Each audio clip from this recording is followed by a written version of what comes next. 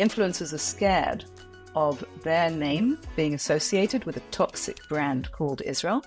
We have to get through to these kids from a completely different space. And that's where thinking of Israel as a product that needs to be marketed and sold, and people need to buy it because they want to, and not because they have to, because their grandparents told them to.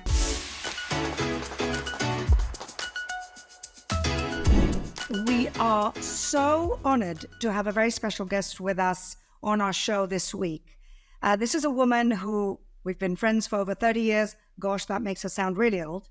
But Joanna is a specialist in country branding, but I think even more significant, she's the mother of influencer branding or influencer trips, and has recently written a fascinating book called Ethical Tribing, which I had the privilege of reading before everybody else. And really, Joanna knows what it takes, because it's not just her feelings. She polls and she understands sentiments towards Israel. And Joe, I remember very clearly, because I have a good memory for these things, when Netta Barzilai won at the Eurovision, which is the last time Israel won, you wrote an analysis the next day saying, you see everyone, not everybody hates us, people are interested in other things, and we shouldn't be so paranoid. Joe, this has been a different Eurovision. We're in the middle of the war. Do you still think the same? Give us your kind of quick analysis of what happened.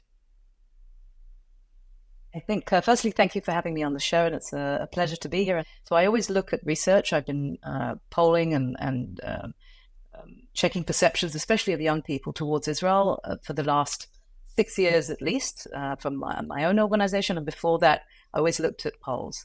And I think that most of the world, the Jewish world especially, the Israeli people, and now there's sort of the creation of a sort of a general consensus that everybody hates Israel. This is not true.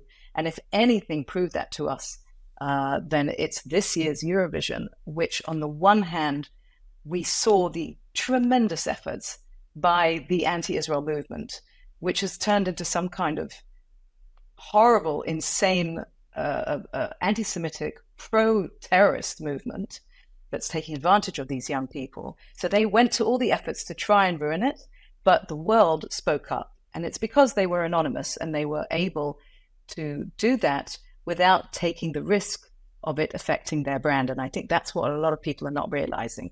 Influencers are scared of their name being associated with a toxic brand called Israel. And that's why we saw the gap between the judges and the general public. Their name is associated with a vote that was given by their country. And we see if you go into the breakdown, we see that there are countries that gave Israel, a lot of countries, the last position. So zero? That's are we talking about strange zero? Situation. From the juries, they ranked them in the last position. They ranked, it's not even zero. Zero means we didn't give any points. But you could be country number 11 or country number 15, still didn't get any points. But in certain countries gave Israel, number 20 something, the last number, right? 25 or 26, whatever it is. Yeah, 26 with the Netherlands. And I think that is the result of a very, very aggressive, frightening, mob-like behavior towards influencers. And they just were scared into putting Israel in that position. I don't think that some people just didn't like the song. Some people didn't, and that's fine. Some people have an opinion and they're against Israel. Not okay, against the rules of the Eurovision, but you know what? It's life. It's fine. But for so many people to rank Israel in such a low position when their name is associated, as compared to millions who put Israel in the popular vote in second place, there's something going on here much more sinister than a silly music competition that we can argue about the quality of. And what is that sinister something else? How would you identify it? How would you explain it? Because, of course, what I want to ask next is, how do you address it? You embolden silent voters. Yeah. I've been saying this ever since I started 15 years ago. The data was showing in public opinion polls that there is overwhelming support for Israel, even in countries where you don't feel that there is. And if it's not support for Israel, it's definitely not support for the other side. It's just, I don't know, or I don't care. Okay, 15 years ago. Right, a lot of people don't care. And then, of course, there's the BDS movement that started 22 years ago or so. And I found the BDS movement to be pretty ineffective in its efforts because they tried very hard, and yet Israel was doing extremely well. Between 2010 and 2020, we had a golden era of Israel being the startup nation, won the Eurovision, our tourism almost doubled. Of course, all these different things going on, the food, as I mentioned, we were doing really well. So you look at this BDS movement and you think, oh, they didn't do so well. And then what I realized happened on the 7th of October is that what happened on the ground happened on the virtual battleground as well. And it's almost like, I think what was going on was this very slow, very patient building up of coalitions with, the like-minded people. So in the case of BDS, it's the oppressed.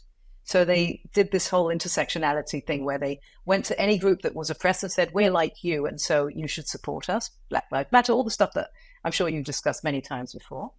But they were almost like sleeper cells. They appeared to be almost like the Hamas made Israel think that they're quiet and they're not doing anything. And then suddenly on October 7th, and we know this now, tens of thousands of bots were operated. Maybe I can go back a second and try to explain how influencer marketing works, because it's really important the way it's changed over the last 15 years. I'm old. I'd really love to hear that. That's right. I'm old too. Queen. This is the specialist. We got her right here on the show. That's the thing, the thing is, I don't really understand it, but I have to say that when I came into the field 15 years ago and I understood that we have a problem with the under 40, that was, at the time, it was the millennials. Now it's Gen Z. Everybody talks about Gen Z, but at the time, there was no such thing as Gen Z. It was just the millennials, right?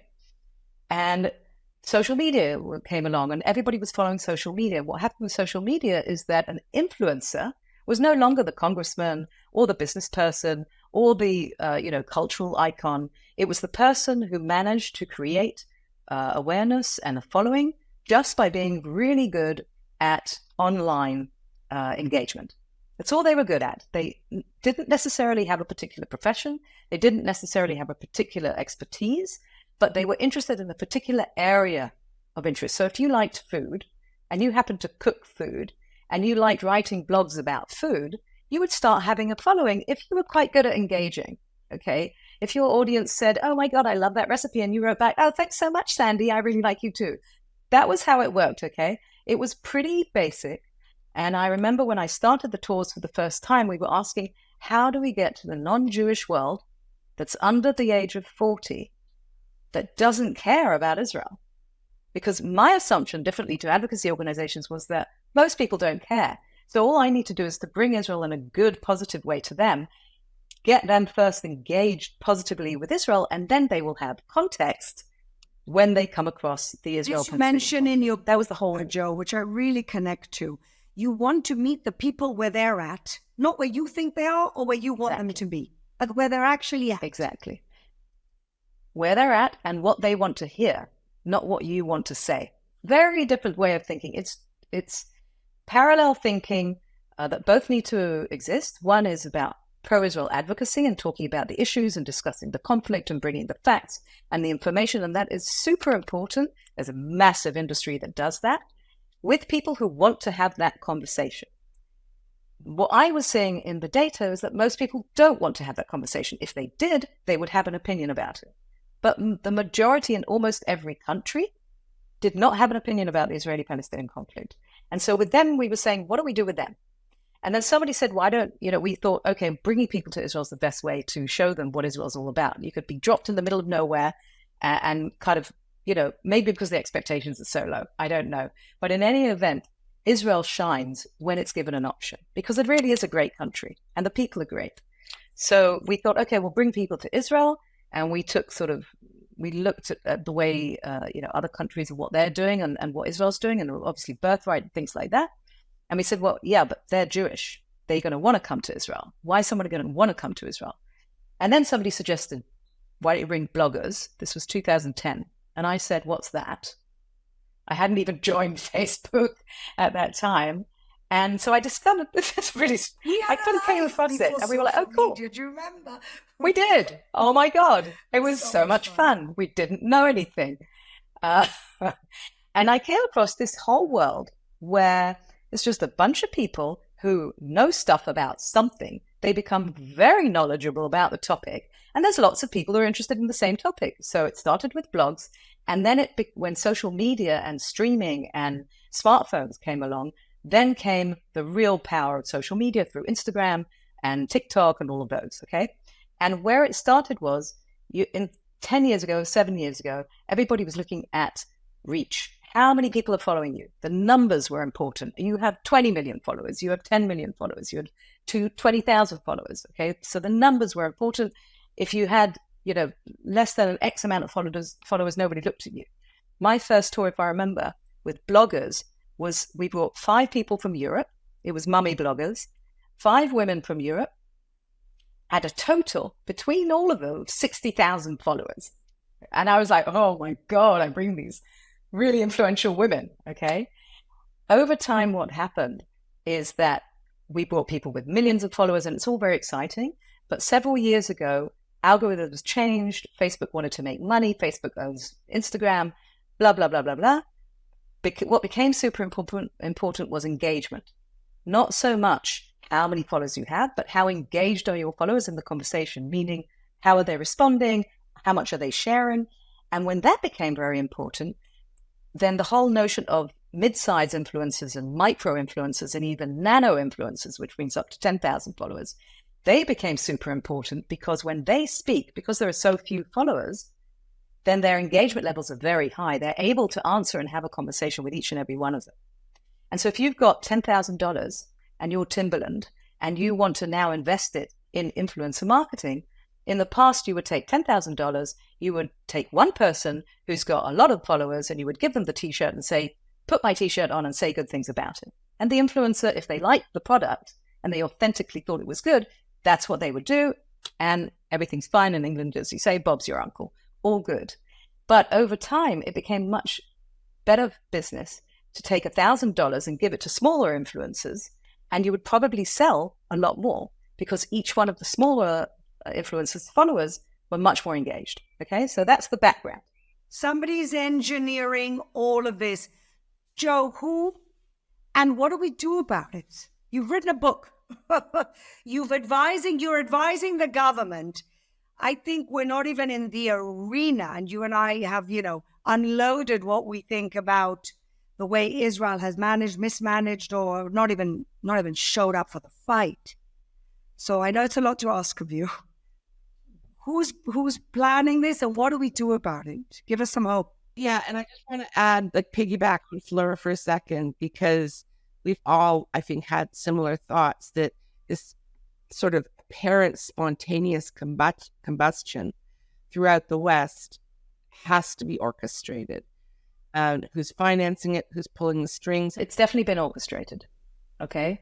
And it's been orchestrated. I think this is a plan that started 20, 25 years ago. And the one thing that we have to give them an enormous amount of credit for, 2 things. One is the sophistication and the strategic thinking. Really, they are outsmarted us many, by many levels. And the second thing is patience. They had a lot of patience to quietly build up these support alliances. They worked with coalitions and alliances. So if you sign up for Black Lives Matter, in the charter, you're signing up that you support BDS as well. Okay, so you're against it. The whole, if you're a queer, you're now a queer for Palestine. If you're a feminist, you can't be a Zionist. All these different things, super smart. Unions, same thing, sitting on the whole latent anti-Semitism thing. They're taking all our money, blah, blah, blah, blah, blah. Whites, non-white, the whole thing. Okay, so let's go to the solution, okay? And I think there are several levels to this. I absolutely think that we should not stop doing what I call traditional advocacy to Israel. The facts, the information, all that stuff, it's all important, because if there's one thing that the Jewish people have always believed in, is the truth. to strive for the truth and to connect always with truth. We don't like faking stuff. We don't like, this is a real part of our DNA. So true. And I believe very strongly that we should continue talking about it, and we shouldn't give up on our own values because the other side is doing something very sinister. However, we have to recognize that the world has changed. We have to recognize that this new generation is a digital native. They don't operate in the same way that we did. They know a lot about very, very little. They are clueless about most things going on in the world unless they decide to go very, very deep, which they can do, and which TikTok and Instagram encourage them to do. But it takes them down a rabbit hole of misinformation. And if you go online and you start seeing the amount of content that has been uploaded into the blogosphere or whatever you want to call it by the other side with just untruths, and then they're getting all their information from there. Al Jazeera, of course, is right there. Qatar is funding it. So what's going on right now is that you've got this axis of evil and axis of good. And our problem is that these young people have been brainwashed into thinking that we are part of the axis of evil, when in fact, the truth is that we're part of the axis of good. The way to stop that part is to understand that we have to start operating like they are. Our advice, I was hired by one of the government ministries to recommend what should we do with all of the civic advocacy going on. The government does what the government does, but there's a lot of civic advocacy going on. Ever since October 7, you and I know that until October 7, most of the civic non-governmental advocacy wasn't done by the Israeli people. It was done by the Jewish people outside of Israel, okay? At major efforts, we're talking about a triple-digit $1 million industry. And what is going on right now is that since October 7th, tens of thousands of Israelis got involved. They suddenly discovered how bad Israel's image was. And what happened after October 7th is that tens of thousands of Israelis got involved in pro-Israel advocacy. Until that point, they really weren't that involved. Somebody else was responsible. It was the responsibility of the government, the responsibility of the Jews. Doesn't matter. Not my problem. I send my kids to the army. I'm doing that. I'm not bothered by it. And it's because actually we don't send our kids here in Israel to campuses and they come home saying, oh, I'm fear for being, for my life or whatever, or I don't want to show my Jewish identity. We don't sense what the Jewish people sense. And therefore the Israelis weren't in the game. Then after October 7th, the Israelis got in the game and there was just this energy that couldn't be harnessed.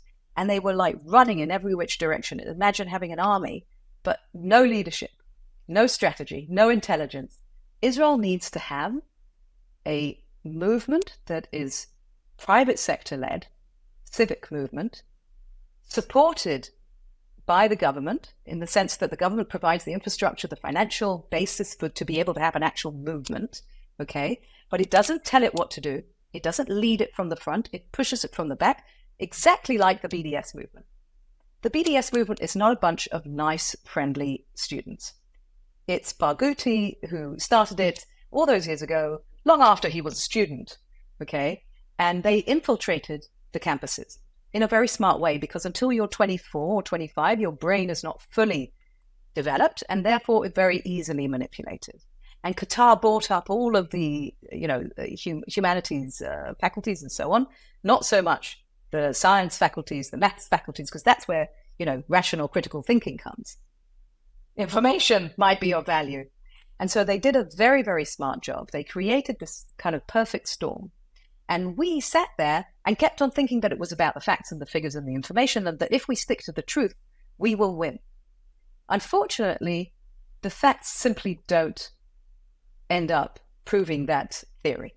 And I feel that October 7th was testament to how ineffective only doing pro-Israel political advocacy is. We have to get through to these kids from a completely different space. And that's where thinking of Israel as a product that needs to be marketed and sold, and people need to buy it because they want to and not because they have to, because their grandparents told them to. My whole book is about, this isn't just about non-Jewish kids. This is about your Jewish grandchildren. Give them a reason to want to engage with Israel. They don't have to. But the problem is that Israel is such a great country that they would want to if only they knew what it had to offer. So it's all about going with your strengths. When you're young, you're actually motivated by completely different things. It's not facts, figures, information, truth. You're motivated by being part of a group. You're motivated by virtue signaling. You're motivated by other things. And then the way to do that is, what we recommended is we have to set up this movement where the way this movement works is that we work together. We work in a synchronized fashion. One of the major problems, what we defined as the problem when we wanted to find the solution, and I'm talking now about Israel advocacy in Israel, was that we're disorganized, we're not synchronized, and we're not strategic. There's no leadership, we're Joe. not using... There's no leadership on this. There's not going to be. I want to align expectations. There's not going to be a leader that says, do this. We're famously the stiff-necked people who, even when Moses brought down the tablets Wasn't from good enough. Sinai, They argued. Why should we listen to you? Yes. So, I'm listening with really rapt interest, and I hope that they receive and act on the recommendations that you and the other consultant made. But you spoke earlier of the Jewish DNA. What you're recommending is totally not aligned with Jewish DNA, just to be provocative. And the other thing, we have a pretty good idea of where central command is for the axis of evil, as you've described it. The possibility of the good side having a remotely comparatively strong control center, I find kind of fantasy, but I really hope I'm wrong. Do I think we're all going to be united and work together and it's all going to be marvelous? No, I live in this world and I recognize it. But there's two things going for us. One is, which is different to the BDS. I call it the BDS, but like the anti-Israel movement. One is, truth really is on our side. We don't have to manipulate reality. They do. They have to create narratives that aren't real. And they have to lie, which we don't. Much easier. Second thing is the silent majority. They're still with us. And I can tell you that from the latest data from a week ago, there's been an increase in support for Israel for the first time since February, and a decrease in support for the Palestinians. Because the world doesn't like what's going on and what this anti-Israel movement has morphed into. And that is something that we can start focusing on. I don't think this is about whether people agree or disagree whether there's a genocide or not. I think this is about a silent majority that's sitting there and saying, why are you being so mean to this lovely looking 20-year-old singer who's like singing the nicest song? Why are you being so mean to her? It's like bullying. It's a lot of sympathy factor. Absolutely. Okay, there's a sympathy factor that we now need to start tapping into. And the only reason I got involved in the Eurovision, other than the fact that I think it's a major advocacy / positive promotion of Israel event, it's because it's very political, so it's an advocacy related as well, was because in the odds, in the bettings, Israel was 8th to win. And I thought it was a good song, and it was representative. And to be honest, when I got into it, and we did this campaign called Mission Hurricane to just encourage people to vote, which every country does for their songs, the objective of the campaign, and this is where strategic thinking comes in. It's not just acting. It's not just let's vote because it's the right thing to do. No, we sat there and I was responsible for strategy. Each person was responsible for different things. We all did it voluntarily, by the way. Nobody was leading us. Okay, but we were synchronizing everybody. And the objective was this: if we get in a good position in the Eurovision, I'm not doing it to tell the world we're right. I'm not doing it to tell the BDS and the anti-Israel movement they're wrong. I think the Jewish people need a bit of wind beneath their wings to keep plodding through this horrible situation that we're in. The Israelis need to feel a win. 100%, 100%. And that's what happened on that day. Yeah, it was about us coming together, and you saw that moment. It was No, it's not me. It's everybody. No, It's Fleur, and We needed that. We really needed that. and it was really fantastic. The way to do this is to proactively identify opportunities where you can be strategic about it. It's time limited. You can get the best people to rally around a short project and get those quick wins. And the more wins you'll get, the more we'll create an alternative narrative. But even if we just tap into that narrative and work together, even small groups, we can make a very, very big difference. Look, all I want to say is it has been fascinating, as I knew it would be. But Jo, the best news you've given me is the fact that the government are listening to you. They're listening. And that to me, but I want feel to say better already that they've taken the I'm best very- people I'm- to give them advice, which is something that we've been Oh, praying thank you. for years. Only the most professional people and the most experienced people. And so for that, Thank you. you've given us some good news today. Thank you. But for your viewers, don't wait for the government. It's going to take too long and it's too fragile. Don't wait for the government. Thank you. Everyone follow Vibe Israel and follow Joanna Landau on LinkedIn. She puts all of her pearls of wisdom, and everybody should be following Joanna. You're a guru in this field. God bless you, and thank you for everything you do. Thanks, Joanna. Thank you.